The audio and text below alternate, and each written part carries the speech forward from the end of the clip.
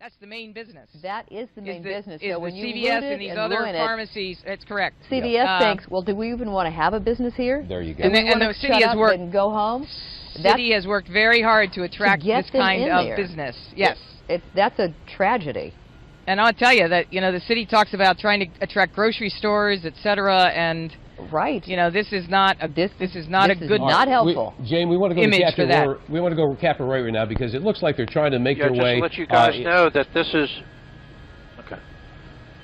All right, just to let you guys know, at North and Pensy, where they originally looted the CVS, now they're trying to bust into a bank, as you can see, and some other stores. This would be the northwest corner of Pennsylvania Avenue and North Avenue. Now, the police are in the process of trying to work their way down here to start pushing these people out, but right now you can see, I'd say at least 100, 150 people in the area of North and Pensy where they're in the process of looting more stores, breaking out the windows. We just heard them talking about the bank that they were just trying to get into, and I'm not quite sure because I can't really look at the monitor and I don't see it. By the aircraft with the other helicopters that are out here, I got. But it's a pay bills, debit cards, checks, cash type of place. Yeah, but and the problem with that, now you've moved from vandalism into robbery. If you're trying to break into a bank and trying to steal money, now you're looking at robbery. Can you tell if they've actually busted through there yet or gotten inside? Yes, oh yes, they've definitely gotten inside, Captain Roy. Okay. They're inside. It looks like they're all exiting now. I don't know if that's because they've been confronted by armed guards on the inside, or I doubt they're coming out fast. It appears to me that there's probably somebody armed in there that's sending them on their way. I'm going to make that assumption. Yeah, that's an assumption on my part. Don't know it for a fact. I can tell you one thing, nobody's going in. That's for sure. And everybody came out. That's for sure. So something happened in there that got their attention. It looks like they busted out the windows to get out. Oh, there they go back in again. I don't know what's happening here.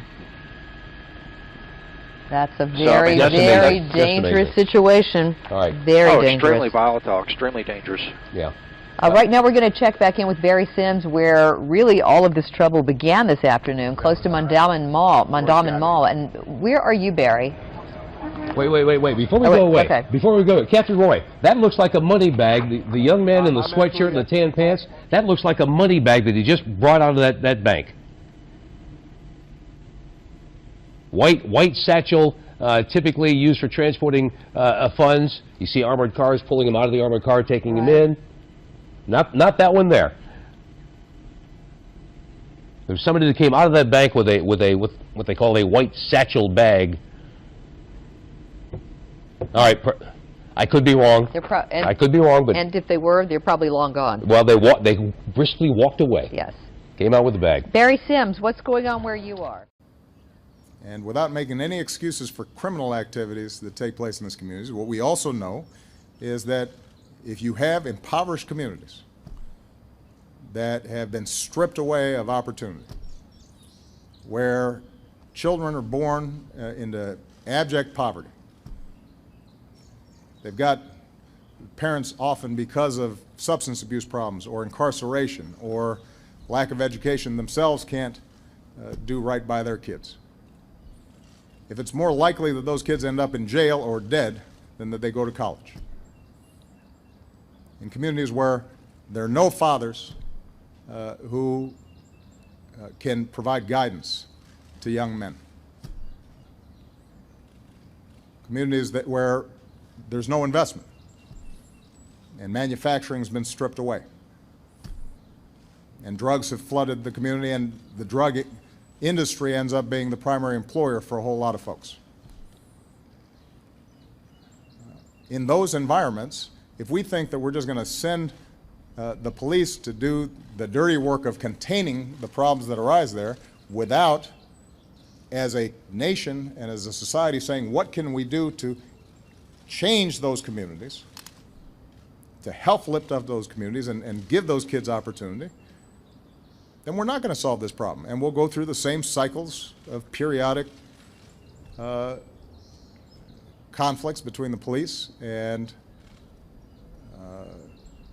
communities, and the occasional riots in the streets, and everybody will feign concern until it goes away, and then we go about our business as usual. If we are serious about solving this problem, then we're going to not only have to help the police, we're going to have to think about what can we do, the rest of us, to make sure that we're providing early education to these kids, to make sure that we're reforming our criminal justice system so it's not just a pipeline from schools to prisons, so that we're not rendering men in these communities unemployable because of a felony record for a nonviolent drug offense, that we're making investments so that they can get the training they need to find jobs. That's hard. That requires more than just the occasional news report or task force. And there's a bunch of my agenda that would make a difference right now in that. Now, I'm under no illusion that out of this Congress we're going to get massive investments in urban communities.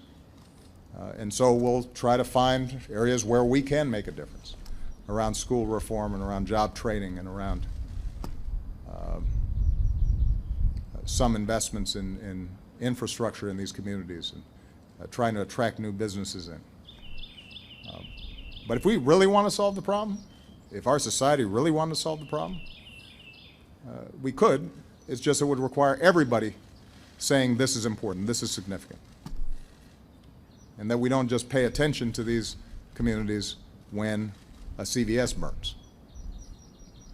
And we don't just pay attention when a young man gets shot or has his spine snapped. But we're paying attention all the time because we consider those kids our kids and we think they're important and they shouldn't be living in poverty and violence. That's how I feel. I think there are a lot of good-meaning people around the country that feel that way, but that kind of political mobilization I think we haven't seen in quite some time. And what I've tried to do is to promote those ideas that would make a difference, but I think we all understand that the politics of that are tough because it's easy to ignore those problems or to treat them just as a law and order issue as opposed to a broader social issue. That was a really long answer, but I felt pretty strongly about it.